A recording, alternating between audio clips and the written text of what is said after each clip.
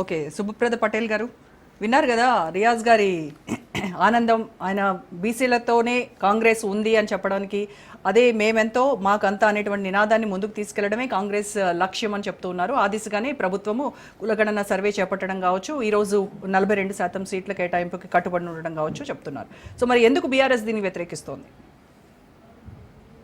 Good evening రోజా గారు, అదేవిధంగా panel ఉన్నటువంటి రియాజ్ గారికి, చిరంజీవి గారికి, సీతారాం నాయక్ గారికి అందరు కూడా నమస్కారం.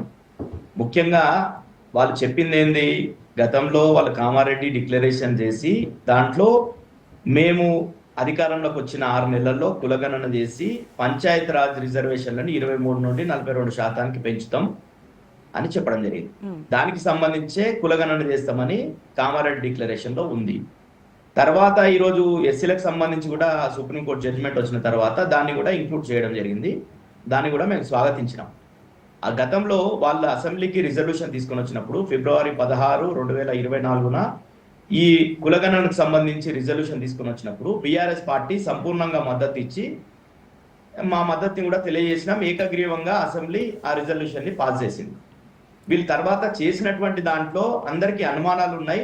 ఆ అనుమానాలు మొత్తం కూడా ఈరోజు మొత్తం నివృత్తి అయిపోయినాయి. ఎందుకంటే వాళ్ళు చెప్పింది ఏంది, ఈరోజు అసెంబ్లీలో వాళ్ళు చేసినటువంటి స్టేట్మెంట్ ఏంది కూడా మొత్తం కూడా అందరికీ కుల్లం కుల్లా అయిపోయినటువంటి పరిస్థితి. ఈరోజు వాళ్ళు ఆ రిజల్యూషన్ మూవ్ చేసినప్పుడు మేము ప్రతిపక్షంగా ఈరోజు విమర్శలు చేస్తున్నామంటే మీరు వాళ్ళు చెప్పినటువంటి దానికి అర్థం ఉంది. కానీ ఆ రోజు ఎప్పుడైతే రేవంత్ రెడ్డి గారు రాహుల్ గాంధీ మాట ప్రకారంగా కులగణన చేస్తామని రిజల్యూషన్ మూవ్ చేసిన సందర్భంలో బీసీ సంఘాలకు ప్రాతినిధ్యం వహిస్తున్నటువంటి నాయకులందరూ కూడా అసెంబ్లీకి వచ్చి రేవంత్ రెడ్డి గారికి సన్మానం చేసినటువంటిది మనం అందరం చూసినాం.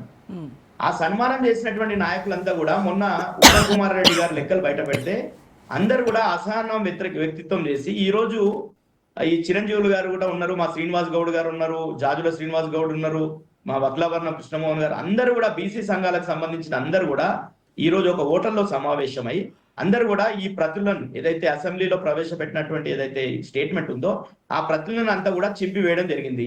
అదే విధంగా తీన్మార్ మల్లన్న గారు ఆ ప్రతులను అంటిపెట్టడం జరిగింది. అది కాంగ్రెస్ పార్టీలోనే ఉన్నాడు. ఆయన కాంగ్రెస్ పార్టీ ఎమ్మెల్సీగా బలంగా ఈరోజు బీసీ వాదాన్ని వినిపిస్తున్నటువంటి మల్లన్న గారు కూడా ఆ ప్రతులను అంటిపెట్టడం జరిగింది. ఇక లెక్కల విషయానికి వస్తే ఈరోజు మొత్తం జనాభానే తక్కువ చేసేసింది వీళ్ళు. జనాభా గతంలో 2011 మీరు చెప్పినట్టు ఇంట్రడక్షన్ లో మీరు చెప్పినట్టు 2011 సెన్సెస్ లో 3.5 కోట్లు తెలంగాణ జనాభా. అదేవిధంగా ఎస్కేఎస్ ఏదైతే తెలంగాణ వచ్చిన తర్వాత చేసినటువంటి దాంట్లో జనాభా 3,68,00,000. ఈ రోజు వీళ్ళు చేసింది ఏంది, 3,54,00,000 మందిని చేసినామంటుర్రు. అదేవిధంగా ఒక 16 లక్షల మంది వాళ్ళు వివరాలు ఇవ్వలేదు, డోర్ లాక్స్ ఉన్నాయి, ఇవన్నీ కూడా అన్ని కారణాలతోని 16 లక్షలు చేయలేమంటారు. అంటే 3,70,00,000. వాస్తవానికి జనాభా మనం నిష్పత్తి గ్రోత్ రేట్ చూసుకుంటే 1.35 అనుకున్నా కానీ దాదాపు ప్రతి సంవత్సరం ఒక 4 లక్షల జనాభా పెరుగుతుంటే ఈరోజు 10 సంవత్సరాల్లో 40 లక్షలు పెరుగుతుంది. గతంలో 3,68,00,000 ఉంటే దాన్ని చేసుకుంటే 40 చేసుకుంటే 4 crores దాటుతుంది. కానీ వీళ్ళు చేసింది ఎంత, వీళ్ళు 3,70,00,000 వరకే చేయడం జరిగింది. దాన్ని అందరూ ఈరోజు అక్బరుద్దీన్ గారు కూడా మాట్లాడి, అక్బరుద్దీన్ గారు కావచ్చు, బీజేపీకి సంబంధించినటువంటి పాయల శంకర్ గారు కావచ్చు, అందరు కూడా ఆబ్జెక్షన్లు ఏం చేశారంటే మా పార్టీ నుండి కూడా ఆబ్జెక్షన్ ఏంటంటే మీరు అసలు హెడ్ కౌంటే తప్పు చేసిండ్రు, హెడ్ కౌంటే సంపూర్ణంగా చేయలేరు, ఈరోజు సమగ్రంగా చేయలేరు, ఈ కులగణన సమగ్ర కులగణన చేయలేరు. మీరు ఈరోజు ఎందుకు అంత తొందర, ఈరోజు మీరు కులగణన చేస్తామని గత ఫిబ్రవరి నెలలో మీరు తీర్మానం ప్రవేశపెడితే దాన్ని ఒక జీవోనేమో మార్చి నెలలో బీసీ వెల్ఫేర్ డిపార్ట్మెంట్ నుండి జీవో నంబర్ 26 మార్చిలో ఇచ్చారు. తర్వాత మళ్ళా అక్టోబర్ లో ప్లానింగ్ డిపార్ట్మెంట్ తోని జీవో నంబర్ 18 ఇచ్చారు. వీళ్ళు ఇంత తాసారం చేసి దాదాపు 7-8 నెలల కాలయాపన చేసారు వీళ్ళు కులగణన విషయంలో. కాలయాపన చేసి ఈ ఎలక్షన్లు తొందరగా పెట్టాల్సినటువంటి అవసరం ఉంది కాబట్టి రాహుల్ గాంధీ అక్కడ దేశవ్యాప్తంగా తిరుగుతూ మేము రోల్ మోడల్, మేము తెలంగాణలో సర్వే చేస్తున్నామని అక్కడ చెప్తున్నారు. పటేల్ గారు బీఆర్ఎస్ మరి సమగ్ర కుటుంబ సర్వే చేసింది, చాలా ప్రతిష్టాత్మకంగా ఒక్క రోజులోనే మేము చేసామని చాలా ఘనంగా చెప్పినటువంటి బీఆర్ఎస్ మరి ఎక్కడ పోయినాయి, ఆ సర్వే రిపోర్ట్ ఎక్కడుంది, దాన్ని ఏమన్నా మీరు లిమ్కా బుక్ రికార్డ్స్ పంపిస్తున్నారా అని అడుగుతున్నారు కాంగ్రెస్ వాళ్ళు. రోజా గారు ఈ రోజు ఎంసీఆర్ హెచ్ఆర్డి సైట్ లో ఈ రోజు అసెంబ్లీలో కేటీఆర్ గారు మాట్లాడినంత వరకు ఉంది అది. మాట్లాడిన తర్వాత ఇప్పుడు నేను నా దగ్గర డౌన్లోడ్ చేసుకున్నది ఉన్నది, రియాజ్ గారికి పంపిస్తా. నేను డౌన్లోడ్ చేసి పెట్టుకున్నాను. ఎందుకంటే వీళ్ళు కేటీఆర్ గారు ఎప్పుడైతే అసెంబ్లీలో స్టేట్మెంట్ ఇచ్చిండో, ఇది కూడా అఫీషియల్ సైట్, అది టిఆర్ఎస్ పార్టీ బ్లాగ్ కాదు. అఫీషియల్ గా ఎంసీఆర్ హెచ్ఆర్డిలో క్లియర్ గా ఈ సమగ్ర కుటుంబ సర్వేకి సంబంధించిన అబ్స్ట్రాక్ట్ మొత్తం కూడా ఉంది రిపోర్టు. ఆ రిపోర్ట్ తీసుకొని బీజేపీ వాళ్ళు కూడా మాట్లాడారు. ఆ రిపోర్ట్ చూసుకొని అక్బరుద్దీన్ గారు కూడా మాట్లాడారు. ఆ రిపోర్ట్ ఓపెన్ గా ఉంది డొమైన్ లో. కానీ ఈ రోజు కేటీఆర్ గారు అది ప్రశ్నలు చేసిన తర్వాత, అసెంబ్లీలో చర్చించిన తర్వాత ఈ రోజు ఆ రిపోర్ట్ ని మొత్తం కూడా బ్లాక్ చేసి పెట్టిండ్రు. ఈ రోజు ఆ పరిస్థితి తెలంగాణలో ఉందంటే వాళ్ళు కాంగ్రెస్ పార్టీ చేసినటువంటి దాని మీద ఈ రోజు లెక్కలు ఏంటంటే, ఈ రోజు జనాభా తగ్గుతుందా అండి ఎక్కడన్నా? రోజా గారు, గతంలో ఎస్కేఎస్ చేసినప్పుడు బీసీల సంఖ్య 1,85,00,000 ఉన్నారు. 1,85,00,000.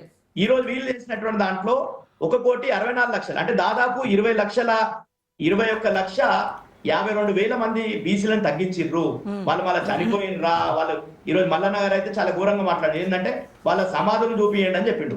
ఇట్లా ఈ రోజు మాకు గారు సమాధానం చెప్పాల్సింది రియాజ్ గారు. కాంగ్రెస్ ఒక్క నిమిషం సమాధానం చెప్పాలి. పటేల్ గారు ఒక్క నిమిషం. పటేల్ గారు బీసీ నాయకులు అంతమంది కూడా వాళ్ళు నేను కంప్లీట్ చేసిన తర్వాత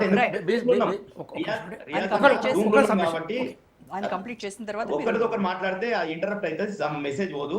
అయితే విషయానికి వస్తే ఎస్సీల సంఖ్య 63 లక్షలు. గతంలో 10 సంవత్సరాల కింద 63,60,000 ఉంటే ఈ రోజు 61,84,000, అంటే దాదాపు 1,75,000 ఎస్సీ జనాభాను తగ్గించారు. అదేవిధంగా ముస్లిం జనాభాను కూడా 46 లక్షల నుండి 44 లక్షల చిల్లరకు తీసుకొని వచ్చారు. ఇట్లా ఈ జనాభాలంతా తగ్గించారు. ఎస్సీలది, బీసీలది, మైనార్టీ జనాభా తగ్గించి ఆన్సర్ చేశారు కదా రోజా గారు. పెంచింది మొత్తం కూడా ఎవరి జనాభా పెంచిండ్రు? ఓసీల జనాభా పెంచిండ్రు.